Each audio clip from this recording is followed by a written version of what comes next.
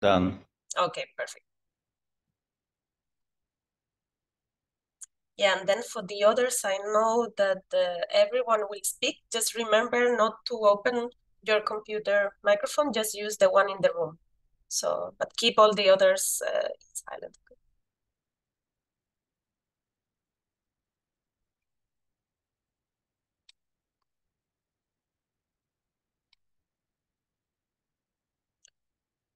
Gianluca or Giulio, I don't know who of you will present and from which computer, so I can give you. Will be you, Gianluca?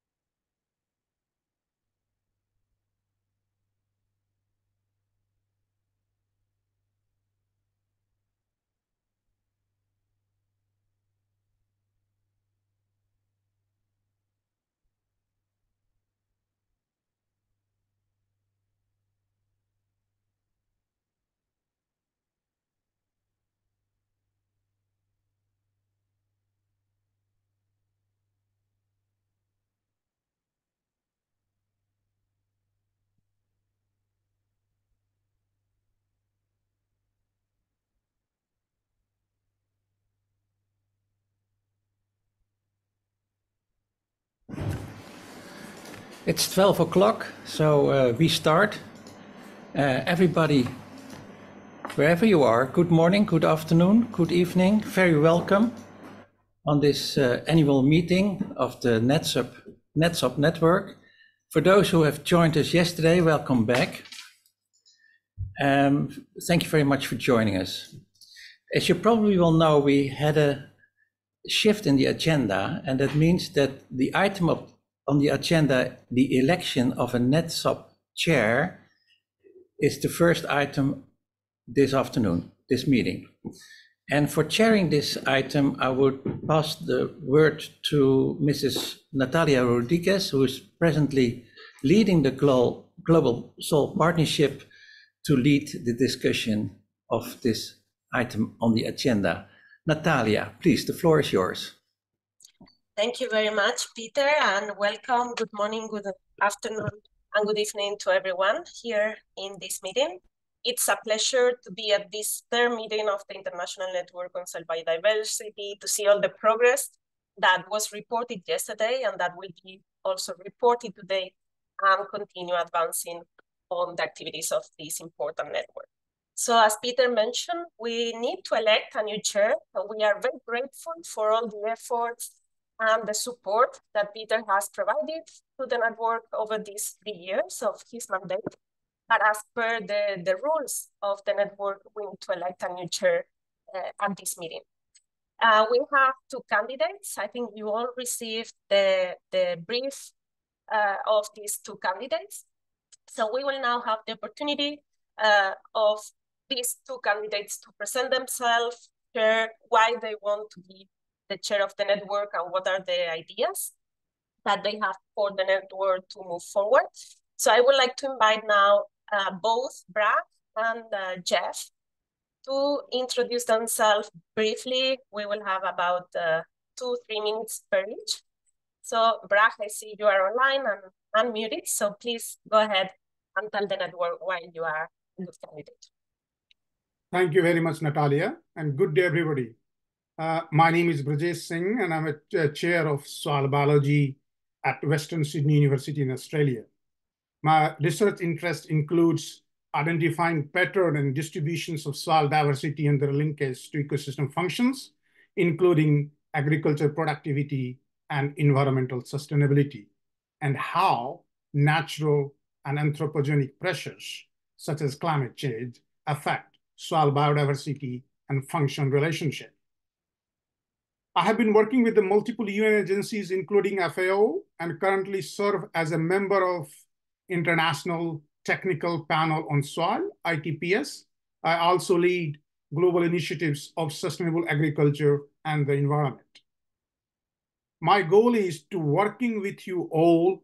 I'm keen to bring expertise and resources from different agencies, including other FAO networks, ITPS, CBD, IPBS, to deliver on immediate priorities of NETSOBs that include advancing and implementing the Global Soil Biodiversity Observatory, also GLOSOB work and other priorities of the NETSOBs.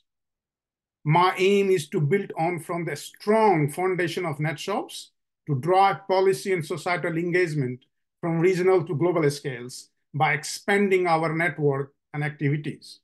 One of the critical part of this engagement will be training program on soil biodiversity monitoring in developing countries.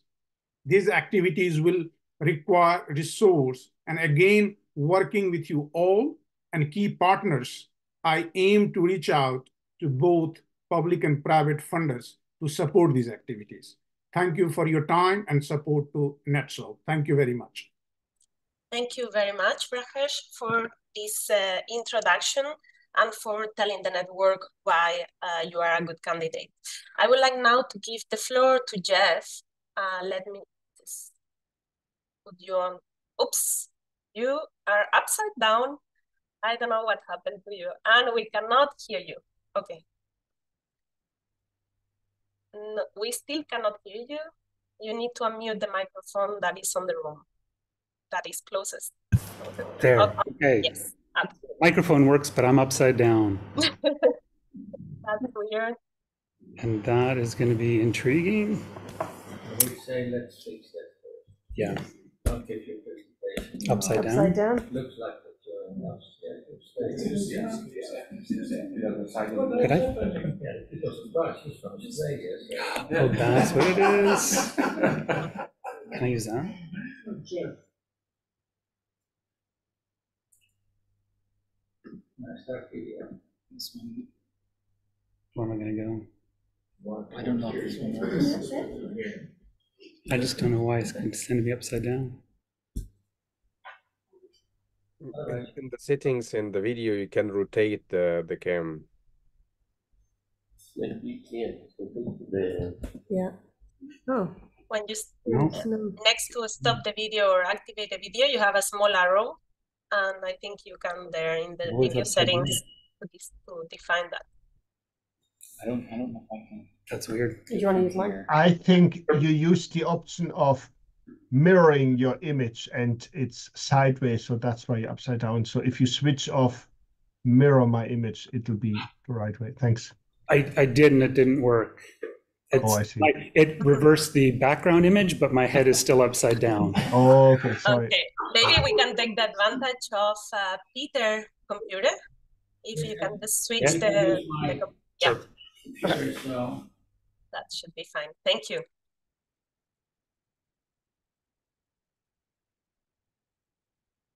So just remember to open the microphone that is closer to Peter's computer.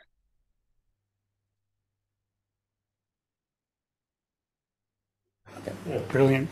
Thank you, Peter. Sorry about that, folks. Yay, technology.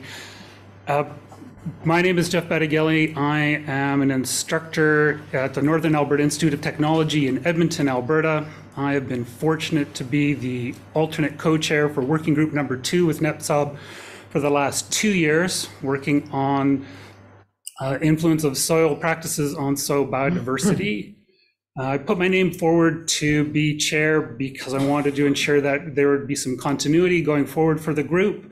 And I think there's a lot of opportunity to provide a bit of an integration between methodologies and practices, as well as the environmental and economic and policy work that's been done with the group so far. And there's a lot of opportunity to move forward with it. I was hoping to provide the connection or continuity among the groups and to keep things moving forward in a positive direction. It's been a great opportunity so far to learn all the different goings on with the UN, and I see a lot of opportunity to expand my work with the different groups here. I've known a little bit about what's going on. I've got a lot more to learn, but I bring a lot of enthusiasm, and I really enjoy working with all the people here so far. So I think it would be a great opportunity to keep the work moving forward and to see what's going to come with it at the end. That's all I've got to say. Thank you. Thank you very much.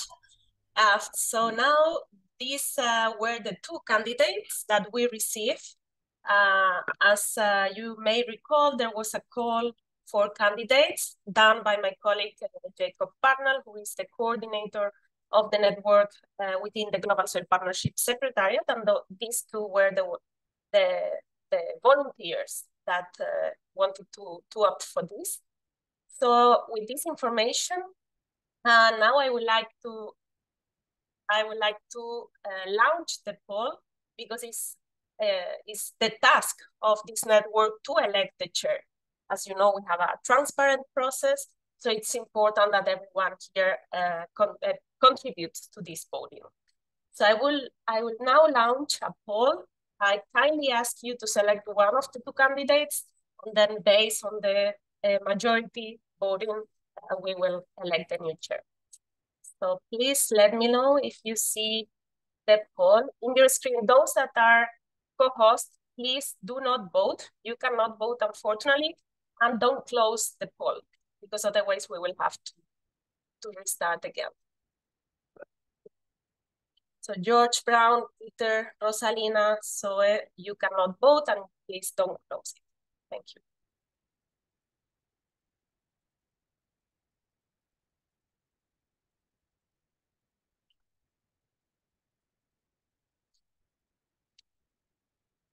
We will give a couple of minutes for everyone to vote. We are now 71 participants in the Zoom meeting, so we need to reach at least 80% of the people voting. So please vote as soon as possible, so we make sure that we have a proper representation. We still have only 45, so please keep voting. It is an important task. We have very good candidates for this chair position, very strong ones with a very, very strong background and experience in international networking. So both are very good candidates, but we can only have one. Although the chair is supported by the vice chairs and the working group leads, and the vice colleagues of the working group. So it's not a task that any of those will do alone. It's always supported by all the steering committee that you see in the Gabon room at FAO. Okay, we need some more. We only have 51, so please keep voting so we can close this. We need some more votes.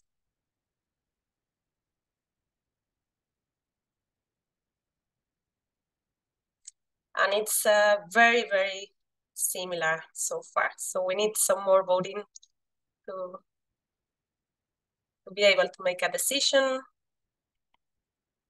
Just a reminder, we have Brajes Shin, who is not currently a member of the Intergovernmental Technical Panel on Soil, and also leads the international network that he presented yesterday.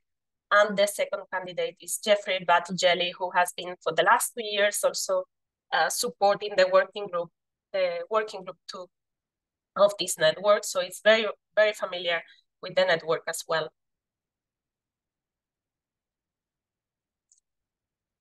There are a couple of questions in the Q&A for the candidates. Let me have a look.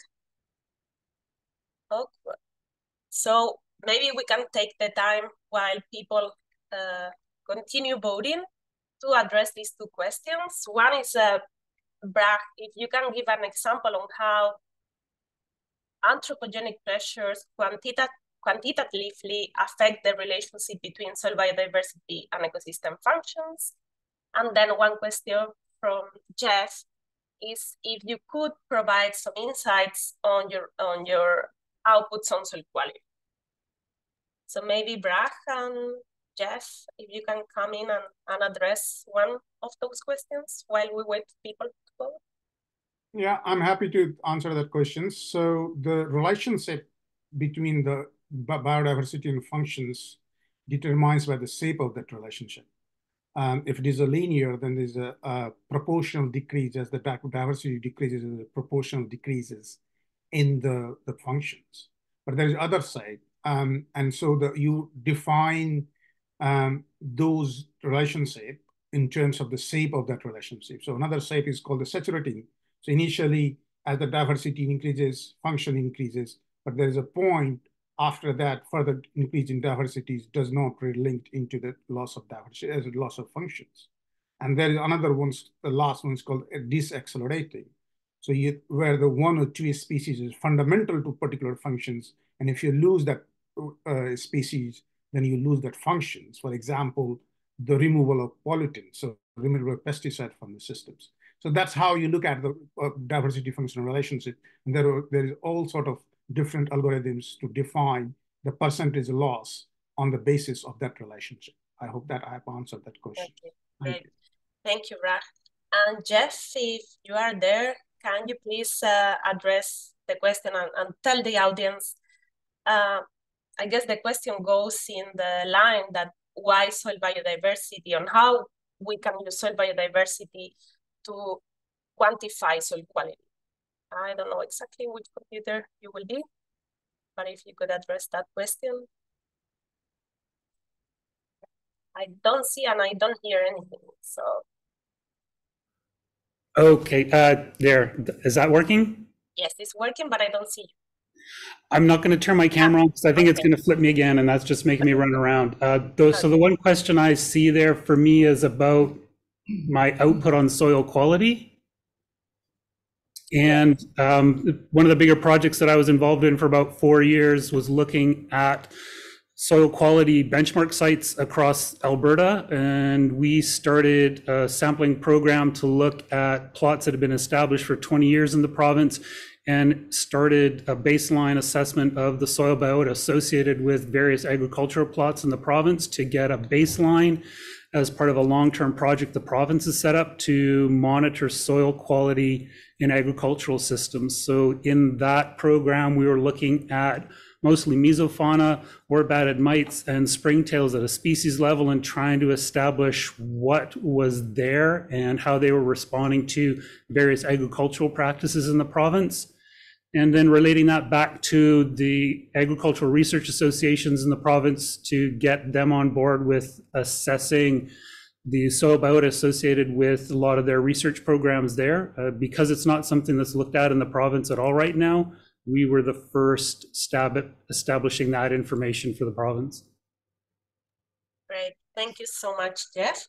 So perfect, with this, we have reached already 83% of the voting, and considering that the board cannot vote, I think we have reached practically the overall participation. So I will end the poll now and share the results with you.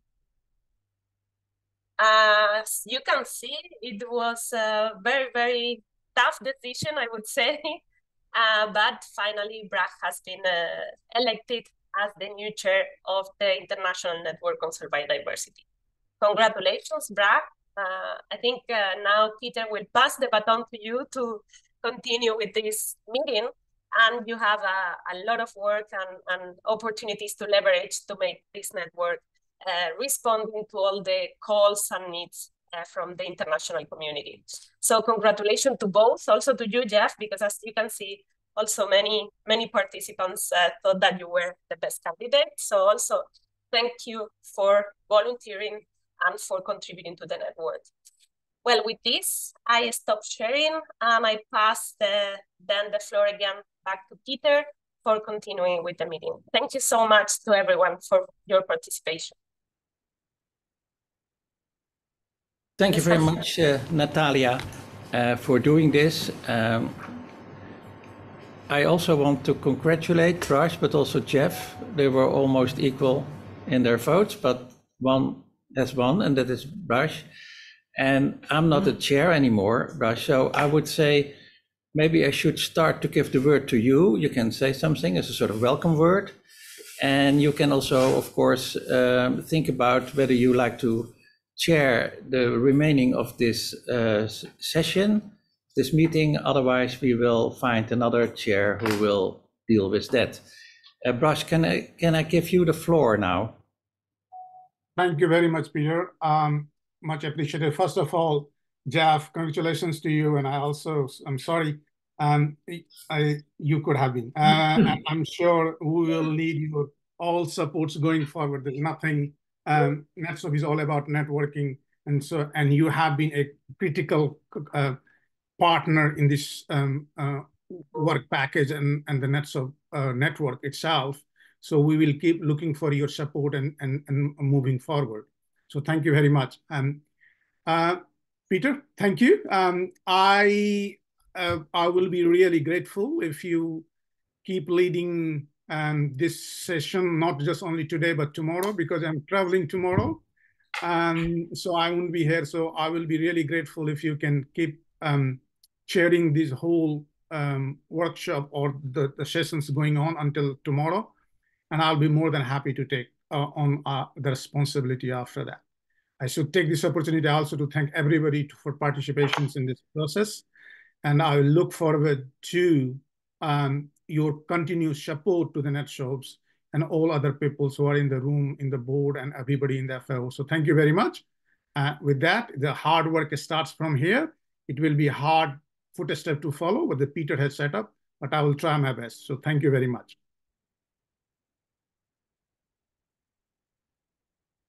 Much, Raj, and very welcome as chair of the board. Oh, I'm sorry, I'm on. Yes, we can hear you. Yeah. Okay. Well, thank you. Well, then I would propose to continue with the meeting. And the next item on the agenda is a report of Working Group 1, which is about measuring and monitoring soil biodiversity. And I would like to give the floor to George. Please, George, go ahead.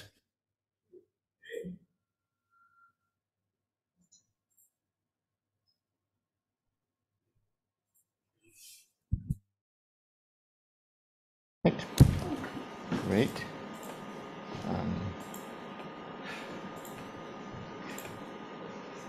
George, before you start, just make sure that Peter's microphone is off because there is a little bit of echo.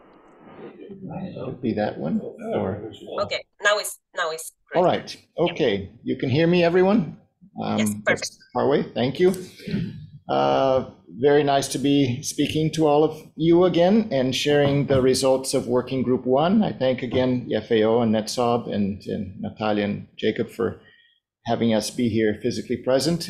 Great to be sharing a lot of our results in a more intensive and learning way here in the FAO. And today I'll be sharing then with all of you an update of what we've been doing in Working Group 1. And here I put Carlos Guerra is here. He's not currently in the room, but he's here as well. And then, of course, the scientific committee, several of which I have seen already in Zoom. So great, thanks for joining us. And that's Maria Tsafuli from Greece, Hannah Karui from Kenya, Raj, you've already met, from Australia, Carlos, who is now just moving to Portugal next month, so he will not be in Germany anymore, and of course Katie from the USA.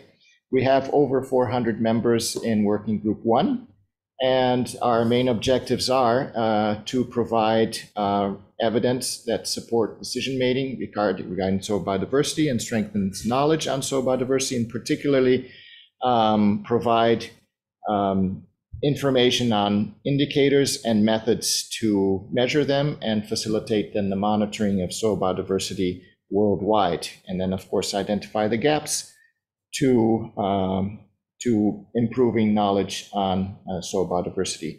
So the outputs which were expected, and this is from 2 years, a little bit over 2 years ago when NETSOB was established and the World Soil Day in 2021, were mainly to develop guidelines for assessing soil biodiversity worldwide. And that would be the guidebook on soil biodiversity methods. Number 2, develop and implement sort of capacity building for soil biodiversity assessment, mapping, and monitoring. And that would be basically done through supporting GLOSOB that's already existed and has a large laboratory network across the world with over 700 labs participating. And the third output would be sort of establish a long-term network of monitoring worldwide. And that would be the GLOSOB, the Global Soil Biodiversity Observatory. There were several small items associated back in that document from 2021 talking about, well, measuring these things in different sites, so contaminated sites by remediated sites, sites where particular practices were being used, particularly sustainable soil management associated with the FAO activities, and then sites to track, of course, where we could actually do assessment of ecosystem services and the values of those services at these sites. So these were sort of sub-objectives or outputs, and we've been working on these progressively. And of course, they will always be there in the background as we try to meet all of the outputs and objectives of the network, and particularly working group 1. So here's a brief sort of overview of what we did over the last 2 years. There was a guidebook which was designed, and the contents were chosen and the authors were invited, and we got quite a bit. I'll go into that briefly to each of these points. We supported GLOSOB SOPs. We did a global survey, which has some great results on methods worldwide, as well as a literature review, including main methods. And these basically are to promote and help establish the basis for how we would undertake a global observatory. So I'll go through each of these points just very briefly in more detail. And so the guidebook was designed with 35 chapters, over 100 authors volunteered to contribute to that. There's chapters on planning, design, analysis of data, management, storage, etc. Chapters for each of the main microbes and fauna taxa, chapters for functional measurements, and a proposal at the end, which would support what would be the main tiers of the variables to be used for GLOSOB. There's been slow progress on this guidebook, mainly because we were awaiting some decisions as to what was really going to be possible to be done in GLOSOB, according to, of course, the wide range of capacities across the world, and as well how this guidebook would actually be published. So after a meeting we had here in Rome in July, when I came in June, July of 2023, and speaking with people here at the GSP, it was decided that the guidebook would be actually something that would not be a physical book to be shared. It would be something online, and it would actually come in parts, not as a whole, and those parts would be done as we develop them. And these would be mainly to support GLOSOB and GLOSOLAN activities. And so we have to replan new deadlines, and that actually this would be done sort of as we go along. So as we work towards supporting the primary variables that would be undertaken with the GLOSOB and those that belong to tier 1. So the good thing is that then we can advance now quicker. We can go through these things now that we know what we need to do. And so we will be proposing then, I'll go at the end and some new deadlines and some new mode of action for getting that guidebook done and those SOPs. And fortunately, in the background, in the meantime, a lot of work had been done by GLOSOB to develop some soil biodiversity-based SOPs, and so a couple of them are already done, like microbial biomass and respiration, the enzymes as well. Still to be done is the nematodes, the functional groups, mesofauna using the soil biological quality based on arthropods, so QBS-AR, and the macrofauna by hand sorting. So these are underway, and we hope that they will be done soon.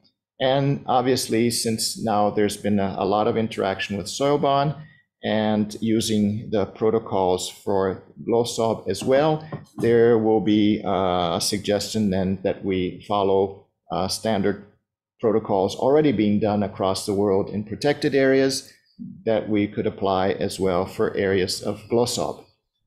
So the third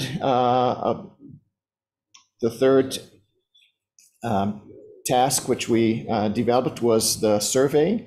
And for each of these, we had main methods, and I presented some of these yesterday, so I won't go into a lot of detail today. I'll just present a few more interesting things so those who work with microbes and fauna can sort of have an idea as to what a lot of the people across the world were doing. So just here's some microbial results in terms of main molecular methods for cultured microbes. For instance, I had mentioned that most of the people were doing genomics, and of course here's just the graphs showing, yeah, genomics dominate and fingerprinting are less popular.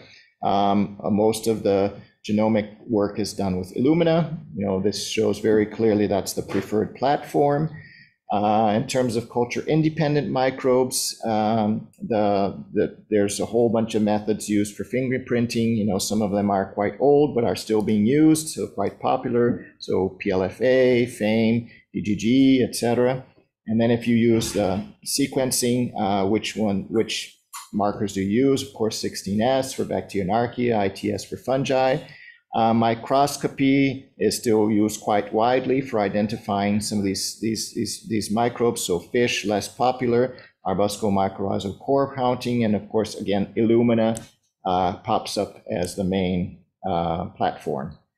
In terms of functional measurements, this was a wide range of enzymes. Here are the four more popular, the four most widely used. So urease, phosphatase, cellulase, beta-glucosidase. And some of these are already being standardized by GLOSOB, which is great.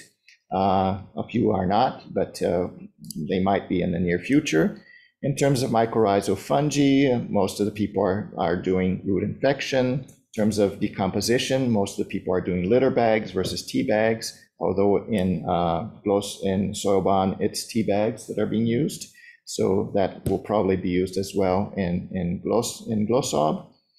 The main methods for mesofauna was a combination of both direct and indirect. Most people seem to use both methods for those. In terms of the direct methods, amazingly, hand sorting was still quite popular to obtain those invertebrates. And Pitfall and Burlese and Tolgren were the most popular, but Pitfall were also quite widely used.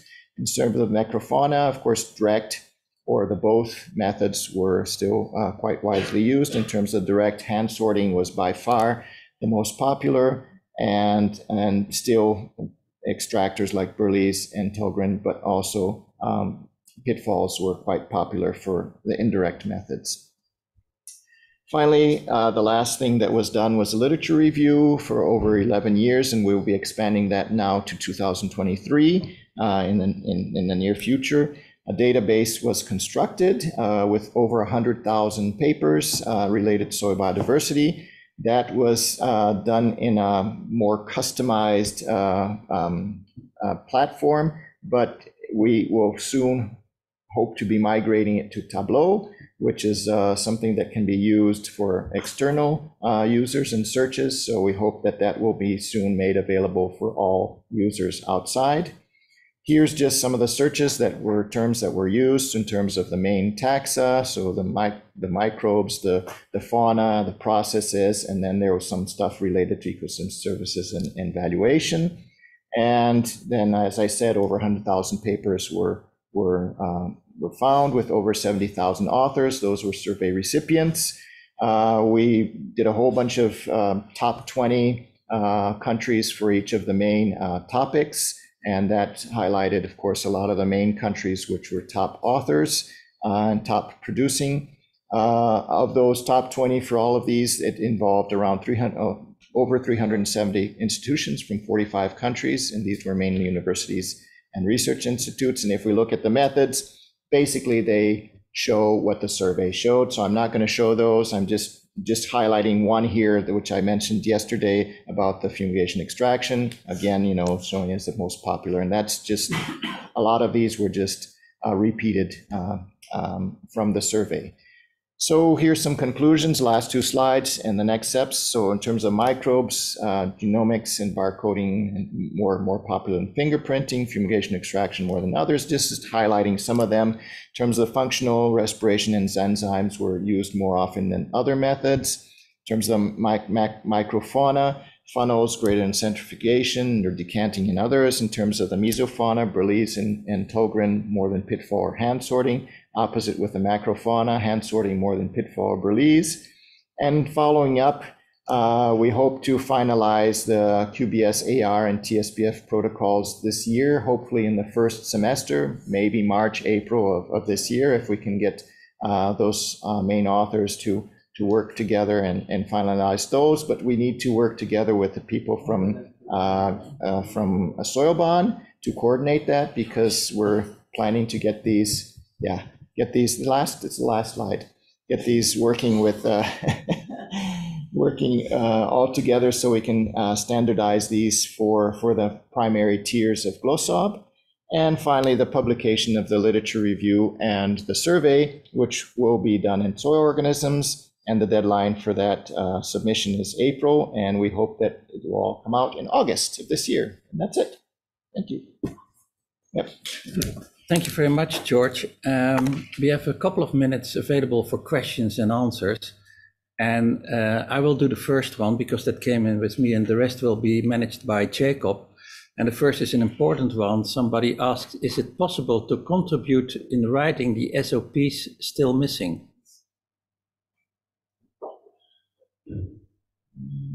Yes, it'd be nice to know which SOPs they're talking about. The ones that are the one that are missing, so all the others. Yes, I think there's possibility of just getting in touch with us. The second question is, and then I pass over to Jacob, is that could you explain or develop links with already existing ISO methods? Why to duplicate, or what are the differences? Yes, ISO methods are patented, so we can't. George, we cannot hear you, so make sure that you open your microphone and close. Thanks. Yeah, ISO methods are patented, so we can't reproduce them word by word, but obviously many of these methods are already widely used. They're Burlese, they're TSBF for macrofauna. So yeah, basically, we will be trying to follow what is already being done through SoilBond, because that's being done all over the world by a large number of peoples, and we don't want to reinvent the wheel and do things that can't be comparable. So we will be using SoilBond methods basically, and those are already out there, and hopefully, they will be pretty easily to develop and much quicker now to get through those SOPs. Yeah. So yes, there's a question, or maybe it's a comment. It says, please consider also a combination of methods to optimize efficacy of recovery of soil organisms. And then an additional kind of follow-on to that is requesting sharing of the documents. They would personally find this wealth of information very useful to my class in soil biology, which is ongoing now into the second week of the semester. So I guess that means as soon as possible. And then another one, when you speak about methods, in the case of DNA surveys, you include also the bioinformatic pipelines. Are there, because different pipelines can give different results. Okay, in terms of the combination of methods, I agree, yes. I think obviously combining different methods will give you a better estimate of biodiversity.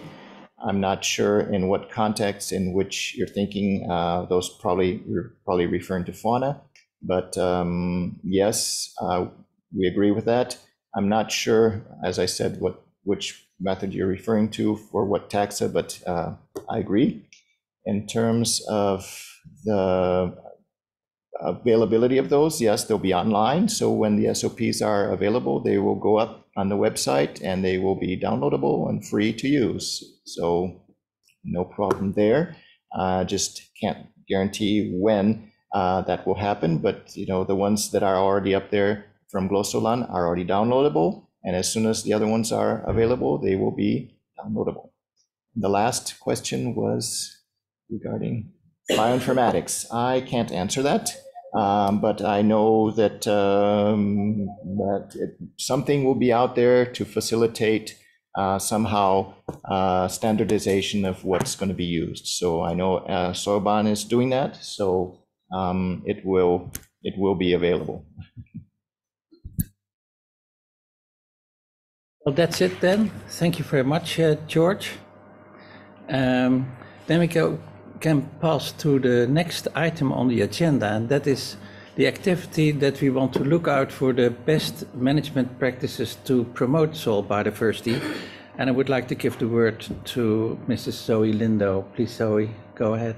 The floor is yours. Thank you, Peter. And Peter, I would also like to thank you for the time that you've taken with our working group, the entire NETSOB group. Your chair has been invaluable during our time here. So thank you, Peter, for your contribution to everything that we're doing. Okay. 2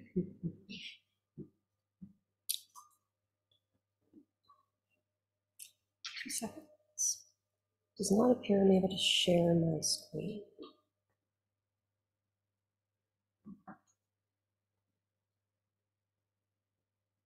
I'm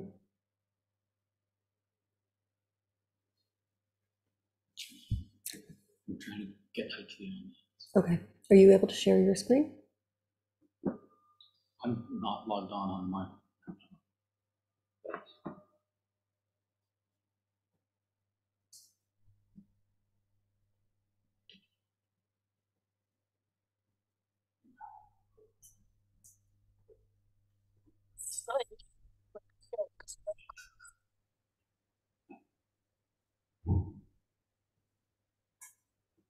You don't have the button. Oh, I see it now. You have the green button that says share screen. Yeah. Yeah, no, it for some reason just wasn't showing the presentation as a possible screen share. There we go. Is that up and available? Awesome. Okay. Well, thank you, everybody. So I'll try and keep this nice and short as just an update of what we've been doing. So Working Group 2 is addressing best practices to conserve, protect soil biodiversity. And we started with outlining a table of contents that we fleshed out what we identified as best practices and presented that to our network, which is over 500 participants within Working Group 2. And so with feedback and review from the entire Working Group 2 participants, we identified a total of 33 best practices.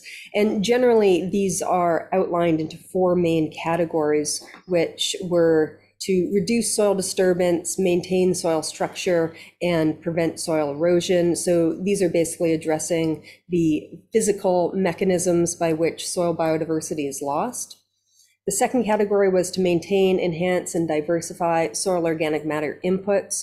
We felt soil organic matter was such a key component related to soil biodiversity that it necessitated its own subheading.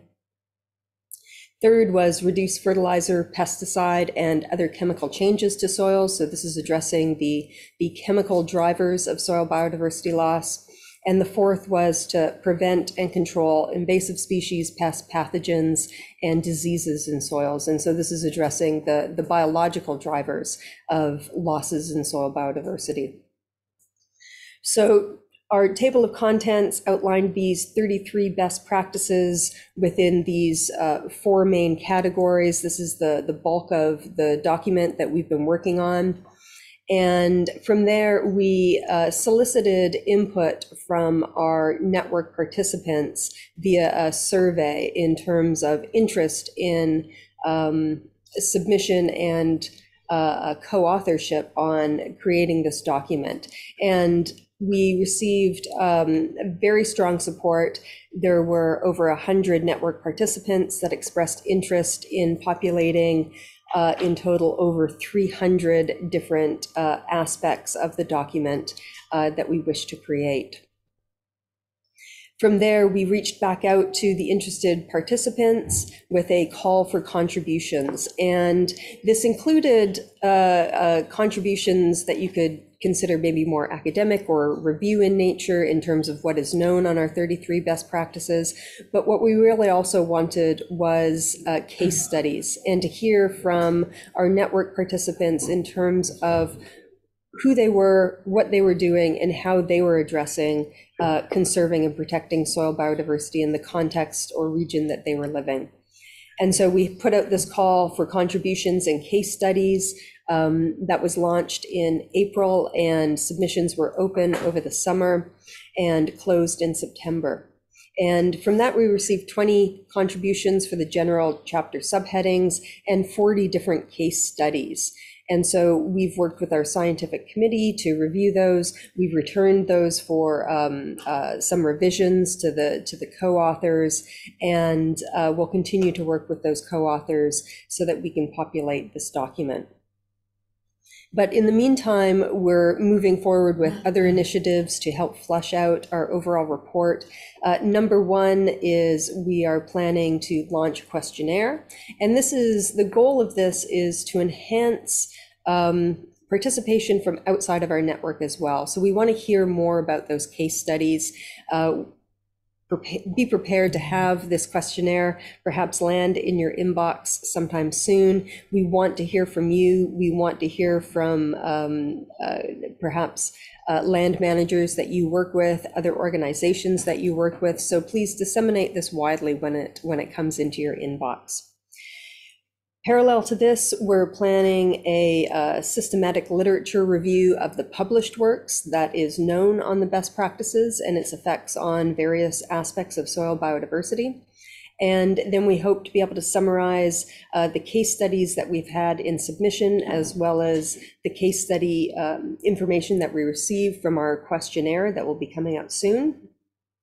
And then basically populate that the main portion of the document on best practices. What hasn't been addressed that is also in our original table of contents is something that's a little bit conceptually different, which is addressing best practices that are for restoration, reclamation, and remediation of impacted sites. And so we'll be reaching out to a variety of people, both in the network and outside of the network, for their contribution specifically to this category.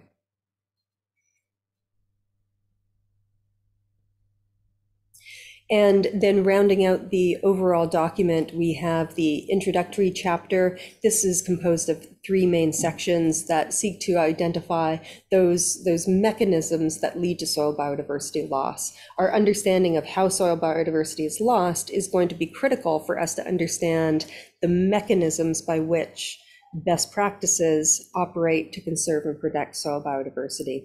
And included in that is an idea of the primary threats and stressors. Most of these were outlined in the State of Knowledge on Soil Biodiversity report that came out in 2020.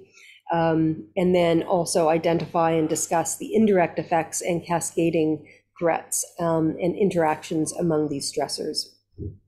And then finally, that last chapter seeks to build capacity in building the approaches to obtain these goals. And this relies heavily on translating the knowledge that we receive from you, particularly in those case studies, and building capacity with some of the other working groups here in NETSOB, particularly Working Group 3 and Working Group 4, that are working on the evaluation as well as the policy aspects of conserving and protecting soil biodiversity. So I'll wrap it up there, and thank you everybody for your time, and I'm happy to take any questions. Thank you very much, Zoe, for your presentation. I also look at our coordinator. Are there any questions for Zoe? No. Are there any questions from someone in the room here for Zoe? Not? Well, then I think thank you very much again, Zoe, for your presentation. Then look at the schedule. It's now close to 10 minutes for. Shall we have a third presentation and then we do the break, or yeah? Okay, so I want to give the word to Gianluca right now for the Working Group 3, and we can see how far we get. In principle, now the break will a little bit later than we have in the agenda after the presentation of Gianluca, and maybe some questions to him. Gianluca, please. Okay, thank you, Mr. Chairman. And thank you for what the great job you've done so far to start up this team that is not easy in terms of different science, different background, and worldwide team. So thank you, Chairman. And thank you for this opportunity to present. Well, the main goal, the main target of this group is, first of all, to define how we can use agriculture economics to evaluate this biodiversity in the soil, and so identify what kind of tools are useful. Second target is how can we can identify some tools to connect the other groups, since economics is not a precise science like biology or the other groups we have seen right now, but is something that is midway between science and art. So we have to identify tools and then use sociology to have an interpretation of it. That's why we start from some key points to identify why we have to evaluate biodiversity, what is the purpose, and the importance, the role of biodiversity in the soil in order to provide something with some market. And we stress the idea of market because we identify many tools, some tools, methodology in economics, but many of them are methodology focused on to justify the use of public money to support the failure of market. Well, where we don't have market, we ask to the state or government to support, compensate the lack of value for a market. And but it's not the main target we have. So that we work to identify the meaning of ecosystem services that could be provided by soil biodiversity in terms of supporting services, provision, production, food, water, and so on, or on the other side, new very burning issue that is climate regulation or mitigation, or an improvement, restore of productivity of agriculture, and so on. That are all another issue that very common, very niche market is cultural services to provide recreational or educational role. That's some way to identify some possibility to have market value or some value for soil biodiversity. And so when the societal need could be our society need of biomass, need water, need climate mitigation of and biodiversity restoration or infrastructure.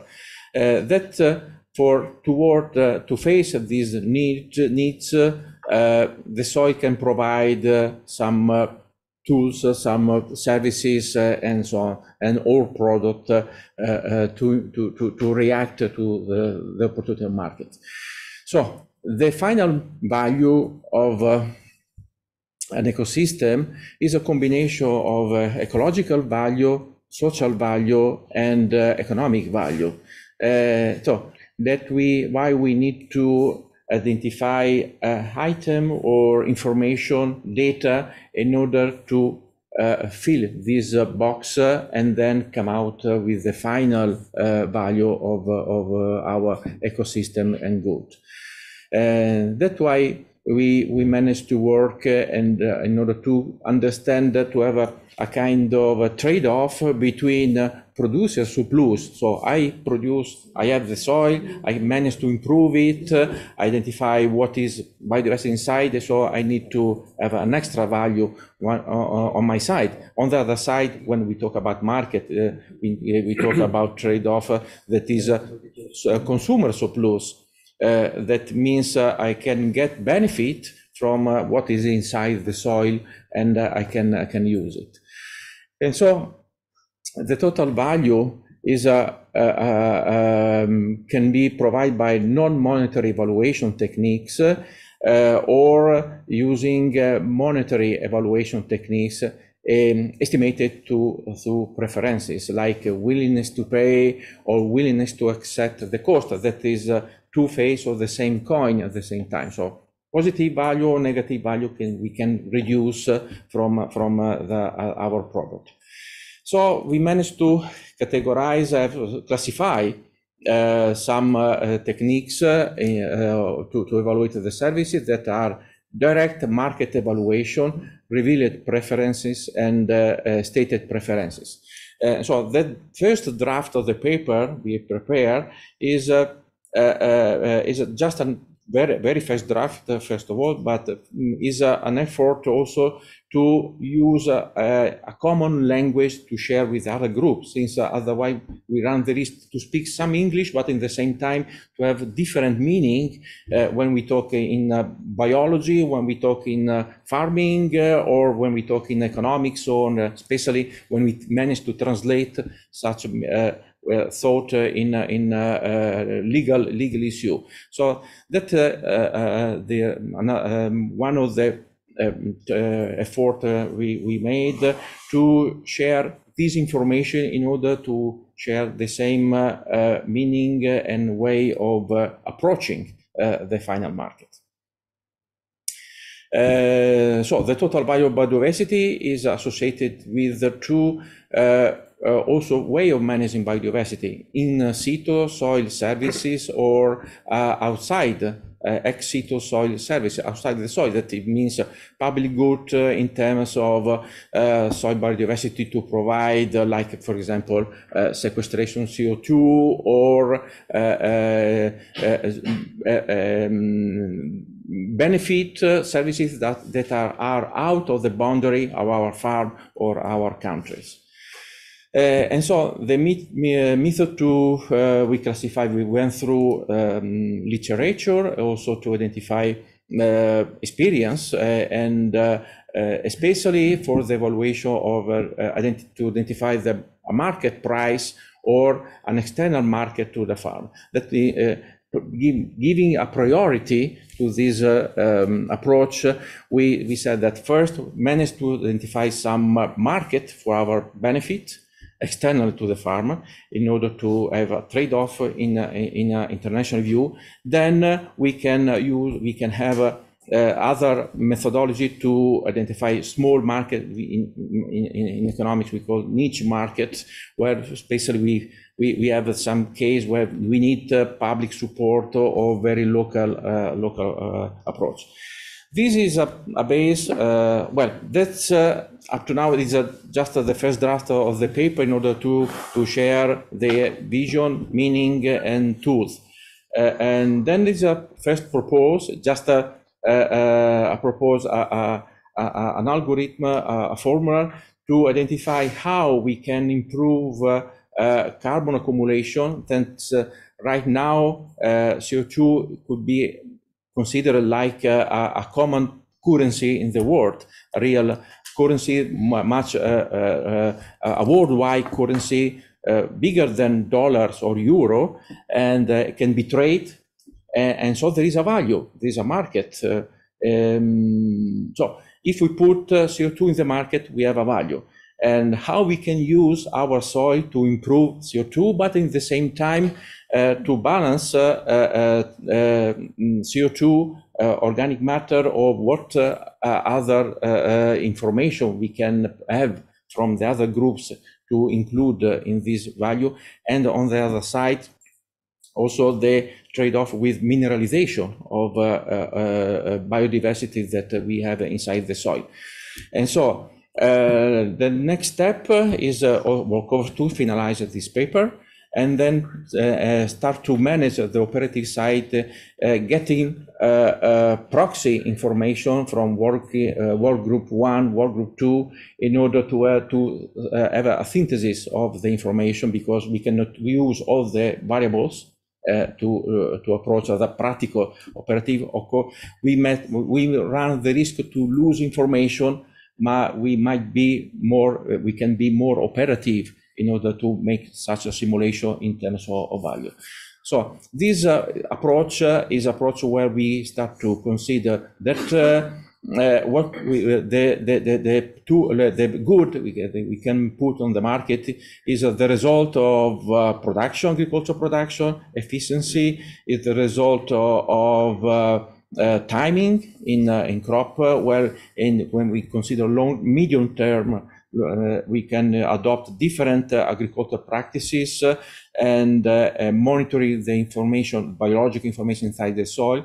And so get a proxy of this information, we can have an output that is public good we can put on the market and a final monetary value of it. That's the step we are now and where we want to go in the coming months, possibly. Thank you. Thank you very much, Gianluca. I'm looking at the coordinator, Jacob. Are there any questions coming in for? Not yet. And that brings me to another remark for all of you, that you might come up with questions later, or you have still questions about the things that have been presented by George and Zoe. Questions and remarks are stay welcome all over the meeting, and maybe we can respond them during the meeting. Otherwise, they're stored and we can come back to you after the meeting. Then now it's time for a short break, and I propose that we reconvene at 10 minutes past 1. See you then. It's 10 minutes after 1, so we can continue now our meeting. We have still 2 items left on the agenda, so we are running fast. We will first have the report of working group 4, and after that, the final item on the agenda is any other business, and probably we will have time. So if any one of you who wants to raise something up for the board, you're very welcome to do so, but we will first have the last progress report that is about effective policy measures, how to promote soil biodiversity. And for that, I would like to give the floor to Rosalina Gonzalez. Please, Rosalina. Thank you so much, Peter, and thank you for your support during this time.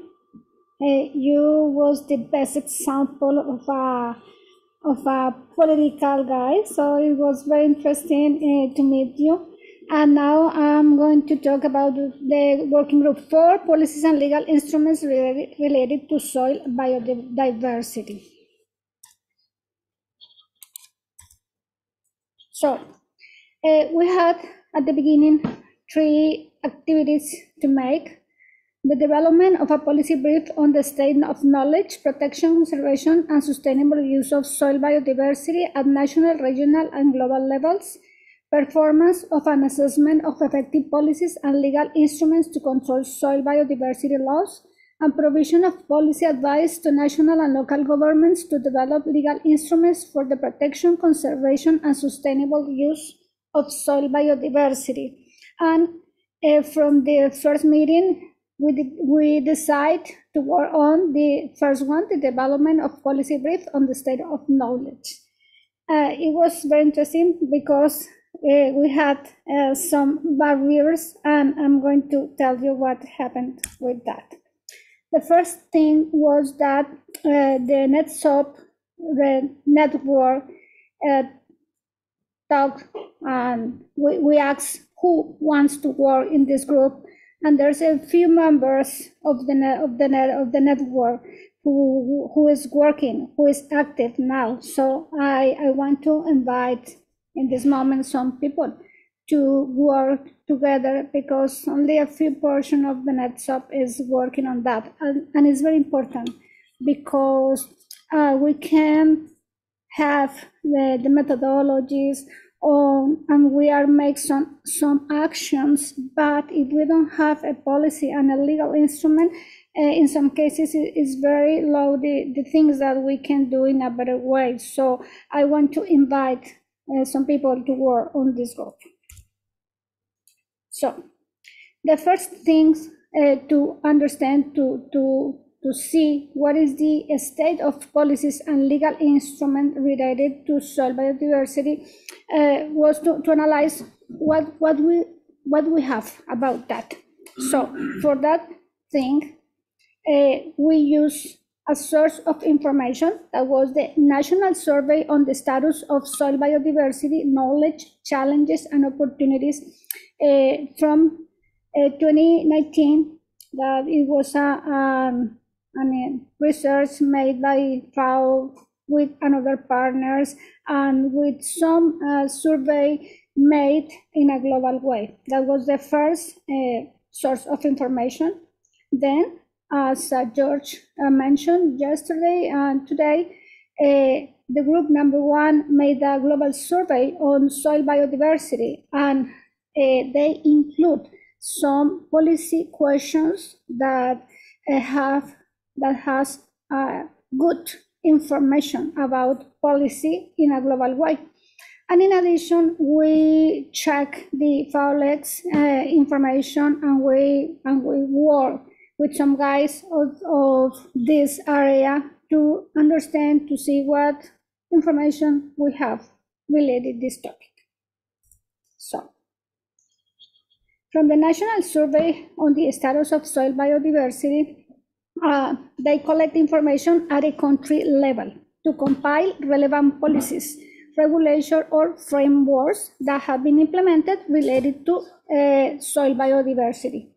So, in this survey, 57 countries participate from North America, Latin America, and the Caribbean, Europe and Eurasia, Near and East, North Africa, Sub-Saharan Africa, Asia, and South Pacific West regions. What was the conclusions of that survey? There was an overall interest in promoting sustainable soil management and examining and understanding the connection between soil biodiversity and other topics, such as human health and ecosystem restoration through policies, laws, and related actions. But they have indirect strategies and integration in sectoral and or cross-sectoral policies for soil biodiversity in countries. They lack specific policies, programs, and action that consider the particularities of soil biodiversity. So we find that thing. Mainly countries have a framework to relate in an indirect way soil biodiversity. So they indicate in addition that there are main barriers moving into the knowledge of soil biodiversity from the economic and legal instruments point of view. For example, they mention about methodologies. They cannot measure in some countries, so they don't know about that. In addition, they lack in some countries, for example, for scientific people who knows about the topic. So in general, they have frames that we can relate in an indirect way soil biodiversity, but not specific ones. So that was one thing that we find. From the GEORGE survey, the group number 1, the Global Survey on Soil Biodiversity, this global survey was developed by a team of scientists from Japan, Brazilian universities with the assistance from members of NETSOB, FAO-GSP, and GLOSOB, with 2,696 respondents from more or less 1,300 institutions and 139 countries. So that information is amazing, is interesting, and we will see what happens. So people respond that they associate multilateral agreements or conventions, decanting those ones in regional regulations and apply them. So mostly we are going to the same way is from the survey from 2019. However, they are frames, not specific to soil biodiversity. This is concordant with the national survey previous year. And it's a necessary review of academic literature, government law research, and related web pages. So this survey concludes that we need to work deeply in those frames to understand what is the countries of regions are working related to soil biodiversity. So this is an example of the analysis that the global survey made, where they found that the country is working in a multilateral or in a regional area, but with a frame parameters, frame laws, frame regulation. For example, the convention, the CBD, the Nagoya Protocol, and people from the countries interpreted this information and decant into soil biodiversity. So this is the information that we have in this moment.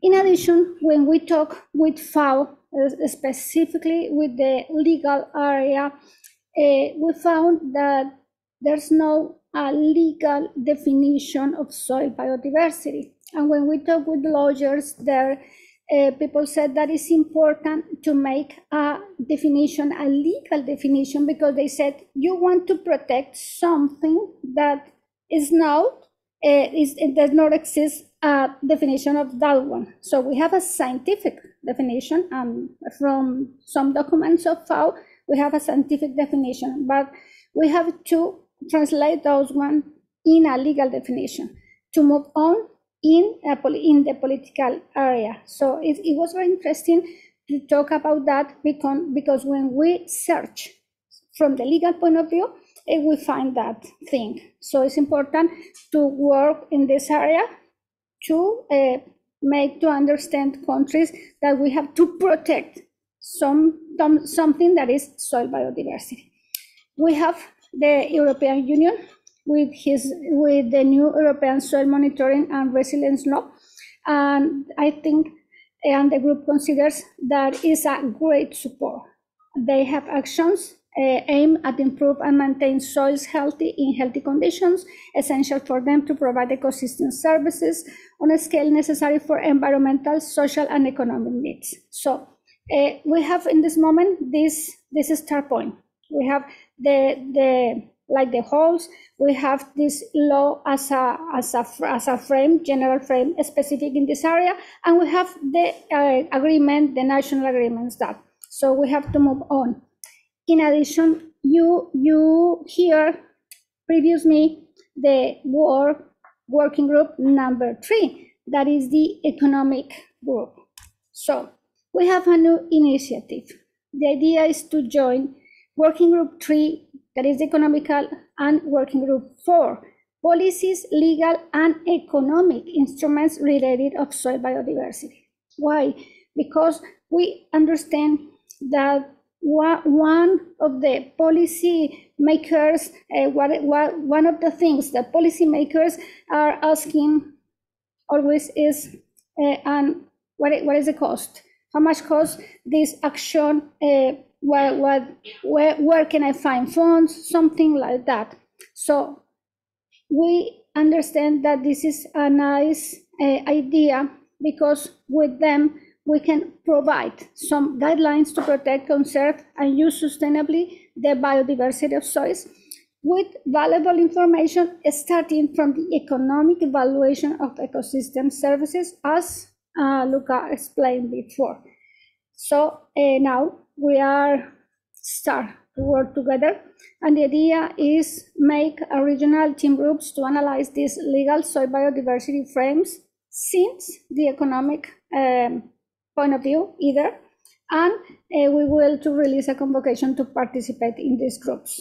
In addition, we will work in the economic example calculation to understand what will happen if we make an action or if we don't not make nothing. So this is very interesting idea to help the policymakers.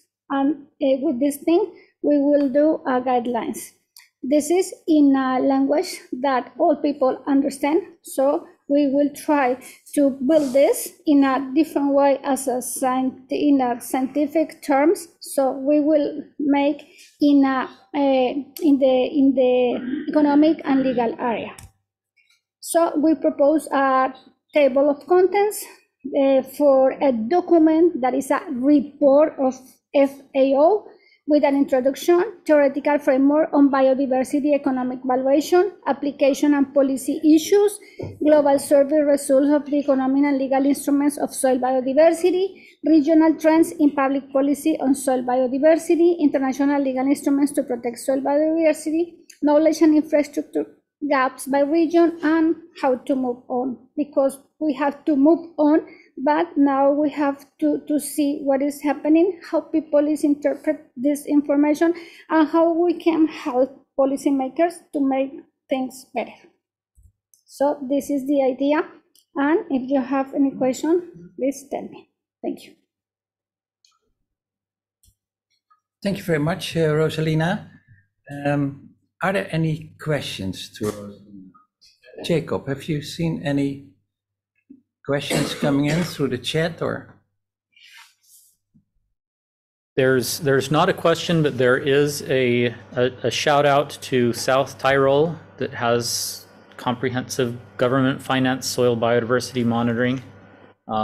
So good for them, and we'll definitely want to look at that and see, kind of explore what's been done there. I don't see any other questions or comments specifically, but maybe I'd like to ask a question to Rosalina, if that's okay. So the question is, why can't we just use existing biodiversity laws to cover soil biodiversity? Why is that not working? Why is not working related to this policy area? Yeah, right now there are larger biodiversity policies. Why don't those apply to soils very well? One of the things that people don't know about, don't know especially the policymakers about the function, the importance of bio information from soils. So I think what is the main thing of that? So we have to translate this scientific information into the words to say, hey, this is important. And we understand that one of the key things is, hey, it goes that, no? If you don't protect this, we have, for example, the less production. And if I have less production, so less money, no? Or I have to invest more. So this is a different way to see this thing. But I think this is one of the key points there.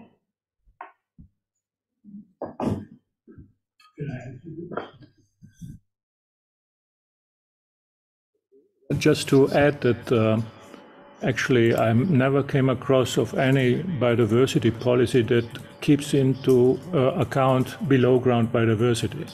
I gave you examples of also in Europe, species to be protected usually are all above ground species. For example, defining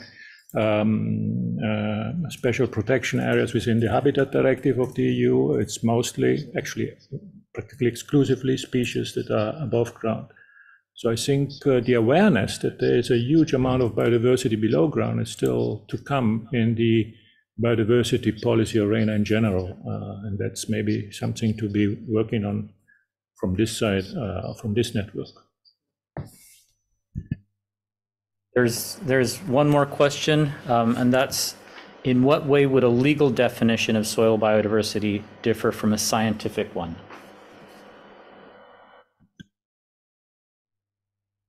Okay, our lawyers supporting guys says that we have a scientific definition of soil biodiversity, but that definition is not into a legal document, into a legal area to because there we can protect it. So precisely yesterday we were talking about that, because we said, hey, all of us as a scientific people know the definition, but he says you cannot find it into a legal instrument. So we have to build it or to put into to use it and protect it.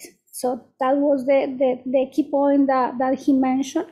And the idea is to try to work to make some letters like legal or like a policymaker letter to give this information to them to move the protection of soil biodiversity. This is the idea. It's not that there is two different definitions, but it's the use of this one to transfer to a legal and to protect it. So this is the general idea that the guy explained us and try to understand this point of view since the legal and policymaker people, because they are looking that thing.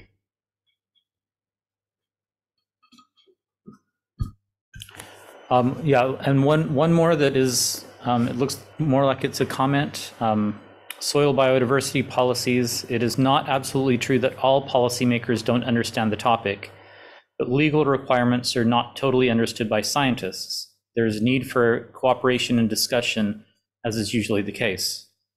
And then there's a follow-up that says that there are people now working on this topic of including soil biodiversity into a legal text in Switzerland. So I'm sure that we would love to have your input in this working group.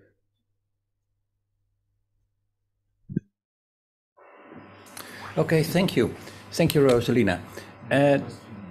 Then, is there another question? Jacob.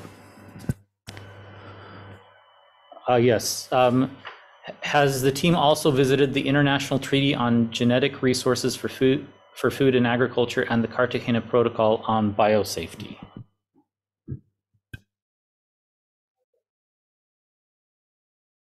We have to, and we invite you to give us the information and share and working on this. Okay, again, thank you very much, Rosalina. And now we're coming to the last item on the agenda, which is any other business. And that is an opportunity for you all to raise up issues for us, the board, or for the NETSOB as a whole. And maybe you have to think about it. I can, in the meantime, say a few general remarks. The first is that maybe you join in later this meeting, but the election of the chair has already taken place at the beginning of this meeting at 12 o'clock. So that item is already done with. Second is, this is all recorded. So, it's available. So if for particular information, you can look back and see what was reported so far.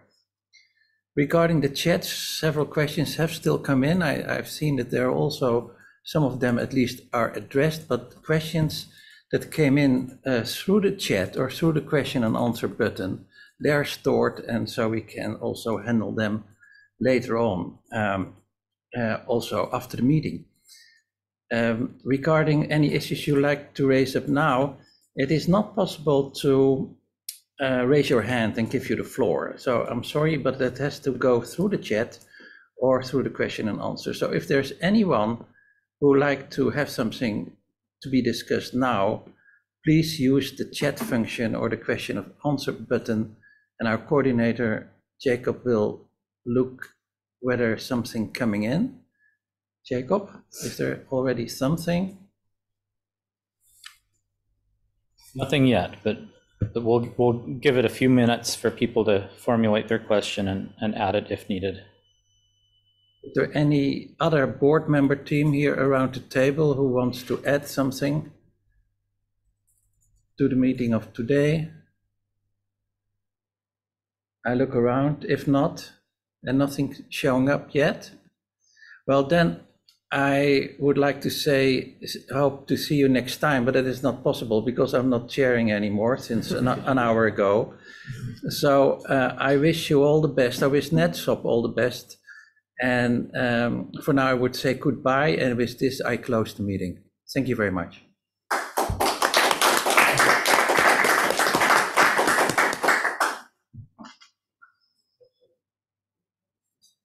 And now we have lunch.